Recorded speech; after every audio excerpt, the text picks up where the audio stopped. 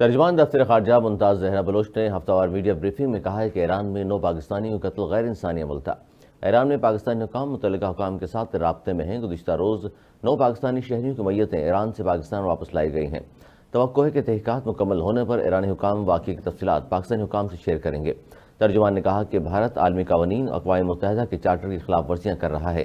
گزشتہ ہفتے سیکرٹری خارجہ نے بھارتی شہریوں کے پاکستانی شہریوں کی ٹارگٹ کلنگ میں ملوث ہونے کا ثبوت پیش کیے۔ بھارت کو عالمی قوانین کی خلاف ورزیوں پر ذمہ دار ٹھہرایا جائے۔ انہوں نے کہا کہ 5 فروری کو پاکستان میں یوم یکجہتی کشمیر منایا جائے گا۔ 5 فروری بھارت کے غیر قانونی زیر قبضہ جموں کشمیر کے مظلوم کشمیریوں کے ساتھ اظہار یکجہتی کا دن ہے۔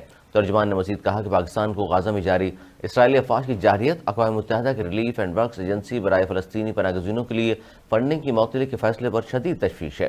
غزہ میں فوری جنگ بندی کا مطالبہ کرتے ہیں۔ دفتر خارجہ ترجمان کے مطابق نگراں وزیر خارجہ جلیل عباس سیلانی تیسرے یورپی یونین انڈو پیسیفک وزارتی فورم میں شرکت کے لیے برسلز میں موجود ہیں۔